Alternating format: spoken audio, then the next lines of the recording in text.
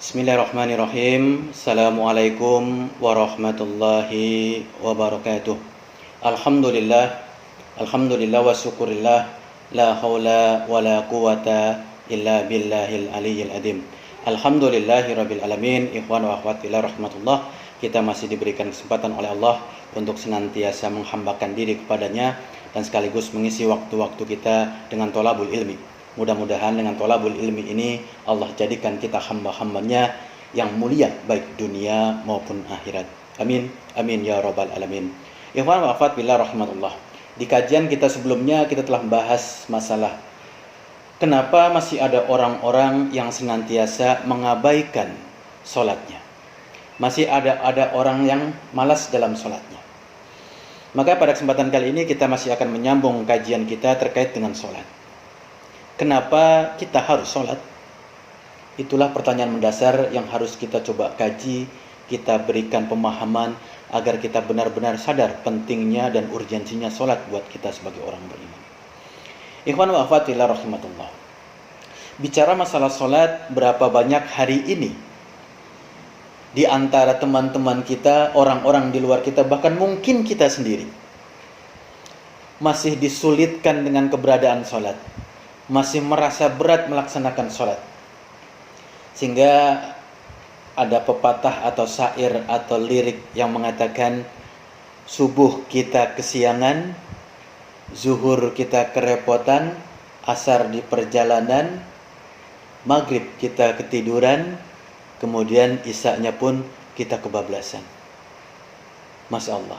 Itu mungkin sebagai gambaran betapa sholat masih menjadikan beban buat orang-orang beriman. Itu menjadi gambaran mungkin sebagian potret orang-orang beriman masih menganggap sholat menjadi beban dalam kehidupannya. Padahal di kajian kita sebelumnya, sejatinya Allah hadirkan sholat bukan untuk kepentingan Allah, tapi untuk kepentingan kita sebagai manusia. Sehingga berapa banyak orang-orang ketika beraktivitas, bekerja, beramal dengan berbagai macam aktivitas dunianya, dia menjadikan aktivitas dunianya itu menjadi pokok, menjadi penting, menjadi nomor satu. Sedangkan menghambakan diri kepada Allah, ibadah kepada Allah, sholat kepada Allah, nomor sekian. Bahkan hanya menggunakan waktu-waktu sisa yang tersisa dari aktivitas dunianya. Sehingga tidak mengherankan kalau kita mendengar istilah ada orang Islam KTP saja. Jadi di KTP tertulis dia Islam, tapi dalam pelaksanaan sehari-hari dia abaikan, dia tinggalkan, dia malas dalam sholatnya. Maka sejatinya ini menjadi pelajaran buat kita semua. Allah hadirkan sholat untuk memudahkan kita, hadirkan sholat buat menenangkan jiwa kita, tapi sebaliknya Allah hadirkan sholat menjadi sesuatu yang memberatkan buat kita dalam kehidupan ini. Maka seyogyanya orang-orang beriman menyadari betul sholat tidak lain Allah hadirkan untuk memuliakan manusia dunia dan akhirat. Dan anda kata manusia meninggalkan, mengabaikan, mengacuhkan sholatnya, maka dia akan hina dunia dan akhirat. Untuk apa dia hidupkan 1000 tahun kalau dia tidak sholat? Untuk apa dia menjadi orang kaya sekaya-kayanya tapi dia tidak sholat? Untuk apa dia pandai ilmu-ilmu dunia tapi tidak pandai ilmu akhirat sehingga dia meninggalkan sholatnya? Buat apa itu semua?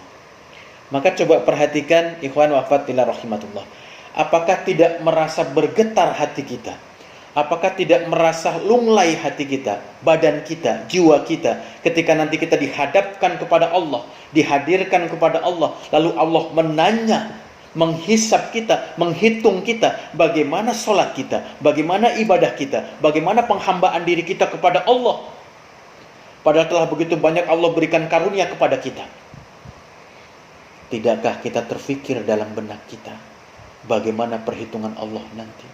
Padahal sama-sama kita tahu Allah itu ketika menghitung kita, mengkalkulasi kita, menghisap kita, menimbang amal-amal ibadah kita dan kejelekan dan dosa kita. Wallahu sari'ul hisab. Allah maha cepat perhitungannya, maha akurat perhitungannya, maha teliti terhadap perhitungannya.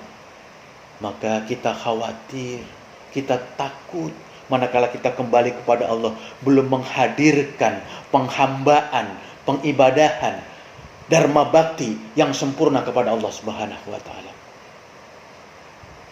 Maka renungkan ikhwan fillah rahimatullah, Bahkan andai kata saja ada, diizinkan oleh Allah, ada orang yang sudah mati di liang lahat, di kuburan, lalu diizinkan hidup lagi oleh Allah barang 1-2 hari, maka pasti yang dia minta agar bisa dihidupkan oleh Allah 1-2 hari, agar dia bisa ibadah dan sholat kepada Allah.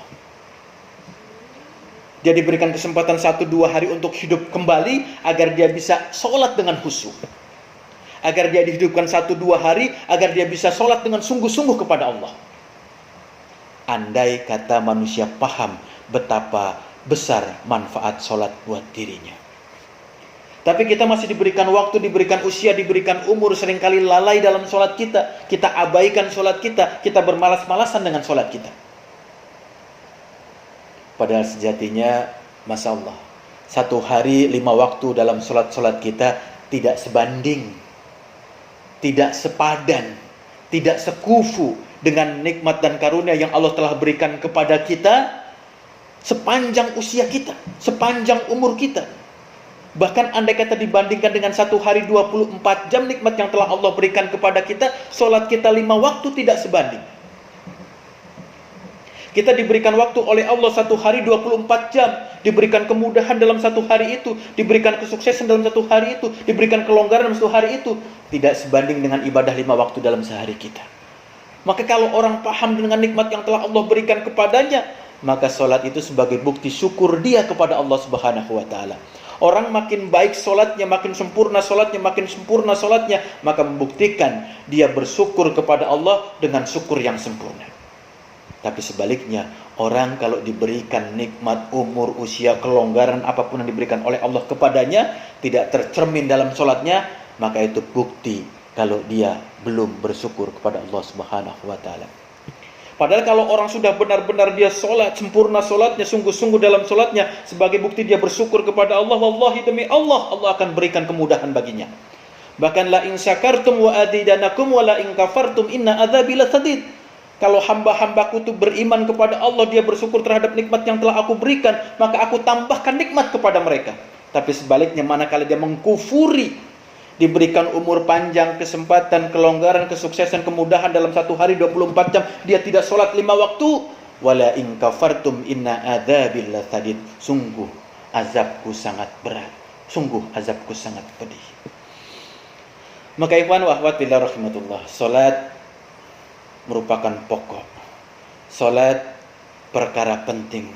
Salat menjadi pondasi terhadap kebaikan semua amal-amal kita. Maka jaga salat-salat kita, perhatikan salat kita, sungguh-sungguh salat kita, konsentrasi salat kita, khusyuk salat kita. Mudah-mudahan salat kita itu bisa menjaga diri kita. Inna sholata tanha 'anil fahsya wal munkar. Bisa menjaga diri kita dari perbuatan fahsya dan munkar. Kalau sudah seperti itu, itulah kemuliaan buat orang-orang beriman. Dia muliakan oleh Allah di dunia, terlebih-lebih dimuliakan oleh Allah di akhirat, karena salatnya bisa menjaga dirinya dari fahsya dan munkar.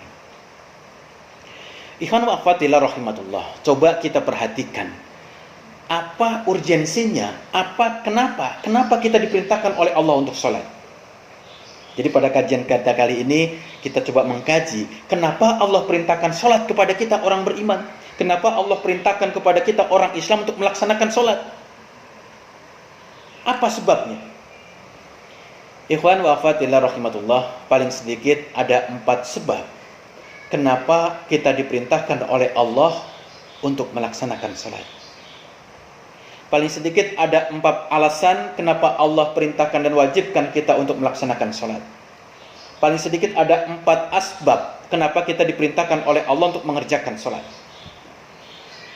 Pertama, ikhwan wa akhwat fillah rahimatullah, kalau orang mengerjakan perintah Allah, syariat Allah, maka otomatis Allah berikan ganjaran kepadanya.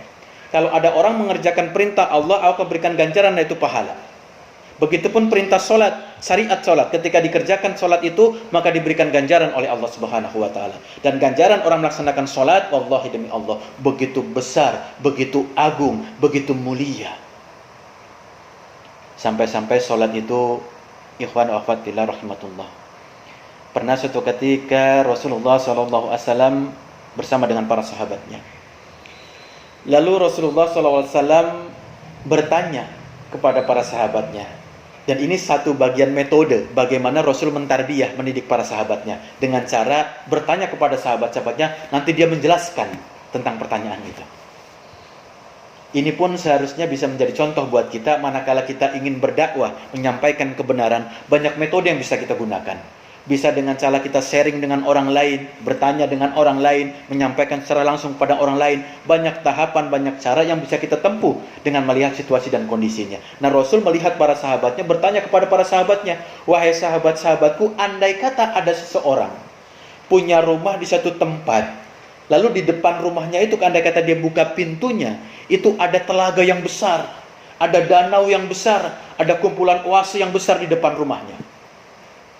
Lalu andai kata orang tadi itu buka pintu rumahnya, lalu dia keluar menuju telaga tadi itu, lalu dia mandi di telaga itu, mandi di danau itu, mandi di oase itu, sehari 5 kali. Sehari 5 kali. Sehari mandi 5 kali.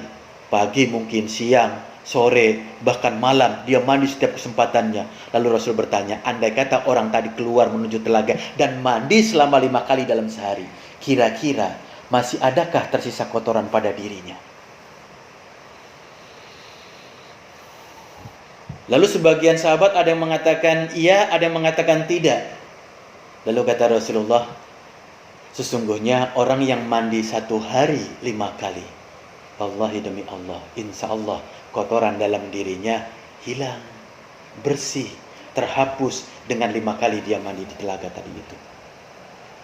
Kata Rasulullah, itulah permisalan ketika orang sholat 5 waktu dalam sehari. Ketika 1 hari 24 jam dia sholat 5 waktu, 5 kesempatan, maka insya Allah semua kesalahannya, dosanya yang kecil-kecil dihapuskan oleh Allah. Begitu mulianya, begitu besarnya pahala dari sholat. Maka ketika orang melaksanakan sholat, kenapa kita diwajibkan, diperintahkan oleh Allah sholat? Yang pertama, karena ibadah sholat ini Allah berikan ganjaran yang besar, berikan pahala yang besar. Tapi juga sebaliknya, orang yang meninggalkan, mengacuhkan, mengabaikan sholat, Allah pun berikan dosa, ganjaran yang besar, yang berat, musibah, azab yang berat kepadanya. Jadi perhatikan, orang kalau menjaga sholatnya, menunaikan sholatnya, sempurna sholatnya, diberikan ganjaran yang besar oleh Allah, bahkan kesalahan kecilnya pada dirinya dihapuskan oleh Allah dengan sholat 5 waktunya. Tapi sebaliknya, kalau orang lalai dalam sholat 5 waktunya, sering tertinggal, sering diabaikan, bahkan diacuhkan, bahkan diabaikan sholat itu, bahkan dia malas dalam melaksanakan sholat itu, maka dosanya pun begitu besar. Sampai-sampai begitu besarnya kesalahan, dosa, maksiat meninggalkan sholat, Allah berikan tempat khusus, Allah ciptakan tempat khusus di neraka yang namanya neraka Sakor. Dan tidak ada orang lain yang bisa masuk ke neraka Sakor ini kecuali orang-orang yang lalai, kecuali orang-orang yang bermalas-malasan dalam sholatnya. Jadi kenapa Allah perintahkan sholat kepada kita? Kenapa Allah wajibkan sholat kepada kita? Pertama, karena sholat Allah berikan besar ganjaran buat kita. Tapi sebaliknya, dengan sholat juga kalau kita abaikan dan tinggalkan sholat, Allah berikan dosa yang besar. Bahkan Allah sediakan neraka khusus namanya neraka Sakor. Yang kedua, apa pasalnya Allah perintahkan dan wajibkan kita sholat? Karena sholat itu merupakan rukun dalam Islam. Setelah orang mengucapkan kalimat La ilaha illallah Muhammadar Rasulullah, dia masuk ke dalam Islam, sejatinya baru sekedar membuka pintu gerbang Islam. Kalau Islam diibaratkan rumah, maka kalimat La ilaha illallah Muhammadar Rasulullah itu kalimat membuka pintu gerbang rumah kita. Masuk ke rumah Islam kita masuk ke rumah Islam kita. Ketika sudah kita ucapkan kalimat itu, sudah kita lewati pintu gerbang kita. Tapi ketika ucapan sudah kita ucapkan, kalimat thayyibah sudah kita ucapkan, kalimat syahadat sudah kita ucapkan, tidak kita teruskan dengan aktivitas-aktivitas ibadah-ibadah termasuk sholat di dalamnya, karena setelah kalimat la ilaha illallah adalah sholat, maka wallahi demi Allah bisa membahayakan buat diri kita. Ibarat kalau orang sudah mengucapkan kalimat la ilaha illallah, dia sudah buka pintu gerbang rumah, tapi dia berdiri di depan pintu gerbang saja, belum masuk ke dalam rumahnya. berminggu-minggu, berhari-hari, berbulan-bulan, bertahun-tahun dia ada di depan gerbang rumah itu, maka bisa mencelakakan buat dirinya. Kenapa? Bisa jadi orang-orang lewat di depan rumah itu menganggap ini orang-orang tidak benar. Mungkin pencuri, mungkin maling, dia berdiri di depan pintu rumah orang lain. Maka agar sempurna kalimat la ilaha illallah Muhammadar Rasulullah, kita teruskan dengan ibadah, kita teruskan dengan sholat. Karena setelah kalimat la ilaha illallah, maka perintah berikutnya adalah aqimus sholat, menegakkan sholat.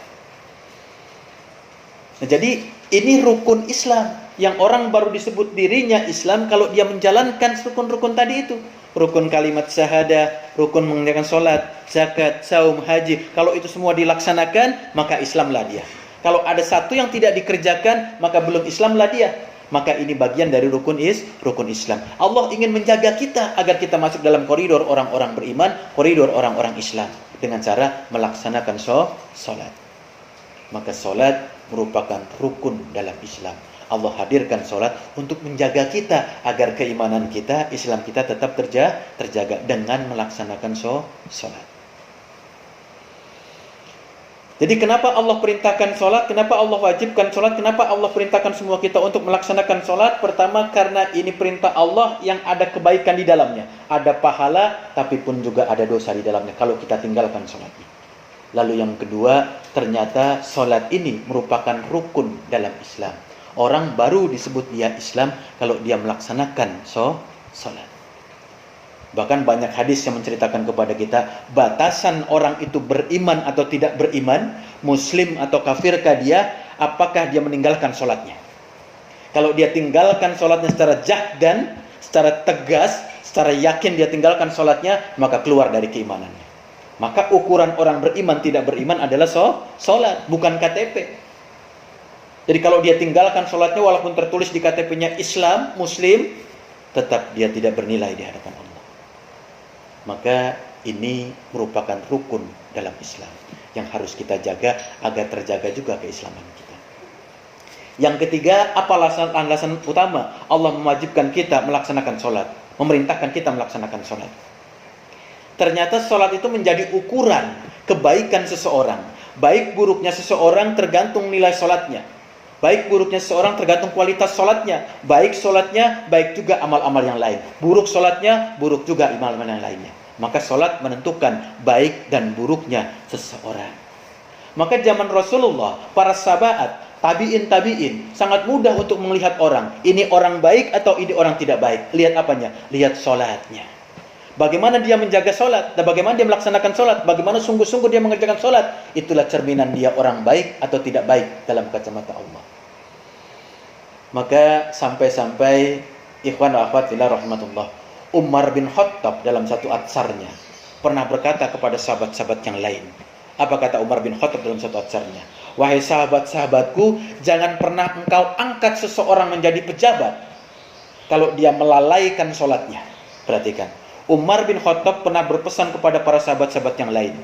Wahai sahabat-sahabatku, jangan pernah engkau angkat manusia, orang menjadi pejabat kalau dia lalai dalam sholatnya. Dia malas mengerjakan sholatnya, bahkan dia tinggalkan sholatnya. Sampai Umar berpesan seperti itu. Andai kata pesan itu kita implementasikan hari ini, ikhwan fillah, maka tentu banyak orang-orang yang tidak lulus seleksi untuk menjadi pejabat. Karena kata Umar, jangan sekali-kali engkau angkat manusia atau orang menjadi pejabat kalau dia lalai dalam sholatnya, dia malas dalam sholatnya, dia tinggalkan sholatnya. Ikhwan wa akhwat fillah rahmatullah, bahkan sampai-sampai para ulama memberikan rukhsah, memberikan uzur kepada seorang istri untuk menceraikan suaminya. Kalau suaminya lalai dalam sholatnya, meninggalkan sholatnya, mengabaikan sholatnya, malas dalam sholatnya. Ulama memberikan rukhsah, memberikan uzur kepada wanita, boleh menceraikan suaminya kalau suaminya meninggalkan sholat, melalaikan sholat, malas dalam sholatnya. Sampai begitu besar perhatian para ulama, tabi'in, dan para sahabat, juga Rasulullah terkait masalah ibadah sholat. Karena sholat menentukan orang ini baik atau tidak baik dalam kacamata Allah. Jadi baiknya tidak buruknya orang itu bukan ukuran karena jabatan, bukan karena materi, bukan karena kedudukan, bukan karena popularitas, bukan karena pengikut, bukan karena harta. Baik buruknya seseorang terukur karena sholatnya. Baik sholatnya, baik orangnya. Buruk sholatnya, buruk juga orangnya. Maka ikhwan fillah rahmatullah, jaga sholat-sholat kita agar kita tetap dalam keadaan baik, baik dunia maupun akhirat. Jadi pertama, kenapa Allah perintahkan sholat kepada kita? Karena dalam sholat ada kebaikan, pun di dalamnya ada keburukan, ada pahala, ada dosa. Yang kedua, karena di dalam sholat itu merupakan rukun dalam Islam. Yang ketiga, sholat itu indikator baik buruknya seseorang. Yang keempat, yang terakhir, ikhwan wa akhwat fillah rahimatullah, kenapa Allah perintahkan, Allah wajibkan, Allah haruskan kita melaksanakan sholat? Karena sejatinya inilah risalah, inilah misi yang diemban oleh Rasulullah selama 63 tahun dihidupkan oleh Allah. Selama 40 tahun, selama 23 tahun menjabat kenabian dan kerasulannya. Inilah misi risalahnya, menyampaikan, mendakwahkan, mensiarkan agar orang itu sholat. Jadi Rasul dihidupkan oleh Allah 60 tahun, 23 tahun masa kerasulannya. Dia berdakwah, tidak ada dakwah yang utama, yang paling pokok pada dirinya, kecuali mengajak orang-orang itu melaksanakan sholat, menegakkan sholat. Di Al-Quran, di hadis-hadis Rasulullah banyak disebutkan. Rasulullah SAW itu berdakwah, menyampaikan siarnya. Untuk apa? Untuk memerangi semua orang-orang itu sampai dia mengucapkan kalimat la ilaha illallah wa aqimis shalah. Jadi perangilah orang-orang di luar sana itu sampai dia mengucapkan kalimat la ilaha illallah lalu menegakkan salat. Memerangi di sini ikhwan wa akhwat fillah rahmatullah bukan secara zahir memerangi mereka, membunuh mereka, tapi memerangi mereka secara pemahaman, ideologi, isme, pemahaman yang selama ini mengakui Allah itu banyak, Allah itu beragam, Allah itu berjumlahnya berlebih dari satu. Dipahamkan, diperangi kalau Islam itu hanya mengakui Allah sebagai Rabbnya, Allah sebagai ilahnya. Lalu dengan pengakuan itu diteruskan dengan menegakkan sholat, aqimis sholat. Jadi Rasul diutus oleh Allah 63 tahun, 23 tahun masa kenabian dan kerasulannya, tidak ada lain kecuali mengajak manusia aqimis sholat, menegakkan sholat. Karena sejatinya inilah perkara paling penting dalam kehidupan kita. Inilah perkara paling penting dalam kehidupan berislam. Sampai-sampai Luqmanul Hakim berpesan kepada anak-anaknya, ya bunayya aqimis sholat, ya'muruna bil ma'ruf wa yanhauna 'anil munkar wasbir ma'asobak innaka min azmil umur.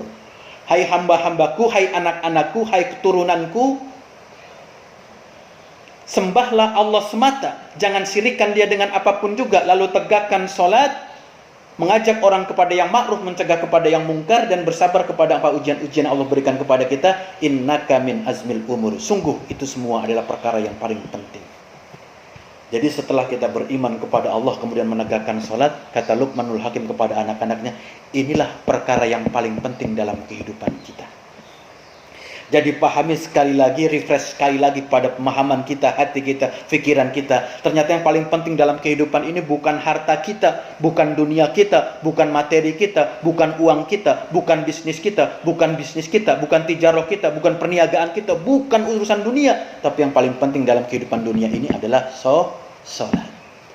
Maka sekali lagi, ikhwan wa akhwat fillah, jaga sholat kita, pelihara sholat kita, sempurnakan sholat kita, agar kita semua dijadikan hamba-hamba Allah yang senantiasa sempurna menjaga sholat-sholat kita, sehingga kita menjadi hamba-hamba Allah yang mulia, baik dunia maupun akhirat. Ikhwan wa akhwat fillah rahimatullah, yang hak datang dari Allah, kelemahan, kekurangan, hilaf dan salah datang dari saya pribadi. Akhiru da'wana alhamdulillahirabbil alamin. Jazakumullahu khairan katsira. Assalamualaikum warahmatullahi wabarakatuh.